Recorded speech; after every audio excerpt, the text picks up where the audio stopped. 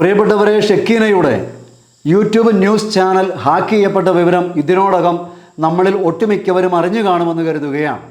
തികച്ചും ഞെട്ടിക്കുന്നൊരു സംഭവമാണ്. ഈ മേഖലയിൽ ശുശ്രൂഷ ചെയ്യുന്ന എല്ലാവർക്കുമുള്ള ഒരു ജാഗ്രതാ സന്ദേശം കൂടിയാണ്. ചാനൽ തിരിച്ചു കിട്ടാൻ ആവശ്യമായ പരിശ്രമങ്ങൾ അവർ നടത്തിക്കൊണ്ടിരിക്കുന്നുവെന്നാണ് അറിയാൻ സാധിക്കുന്നത്.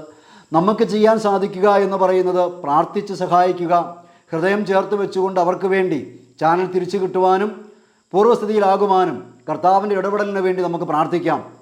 ഒപ്പം നമുക്കെല്ലാം അറിയാം, ക്രൈസ്തവ ശബ്ദം, പ്രത്യേകിച്ച് കേരള സമൂഹത്തിൽ എന്താണ് ക്രിസ്ത്യൻ ധാർമ്മികത, എന്താണ് ക്രിസ്ത്യൻ രാഷ്ട്രീയത്തിലെ ധാർമ്മികത, സാമൂഹ്യ സാമുദായിക രാഷ്ട്രീയ മേഖലയിലെ ക്രിസ്ത്യൻ നിലപാടുകൾ എന്താണെന്ന് വിദഗ്ധരെ ഉൾപ്പെടുത്തിക്കൊണ്ട് ശക്തമായ ചർച്ചകൾ നയിക്കുകയും LGBTQ വിഷയങ്ങളിലടക്കം ശക്തമായ ക്രിസ്ത്യൻ നിലപാടുകൾക്ക് വേണ്ടി നിലകൊള്ളുകയും ചെയ്യുന്ന ഒരു ശക്തമായ ശുശ്രൂഷയായിരുന്നു.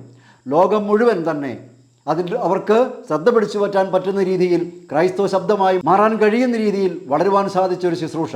അതുകൊണ്ട് ആ ശുശ്രൂഷ തിരിച്ചു വരേണ്ടത് നമ്മുടെ ഓരോരുത്തരുടെയും ആവശ്യമായി കണ്ടുകൊണ്ട് നമുക്ക് പ്രാർത്ഥിക്കാം.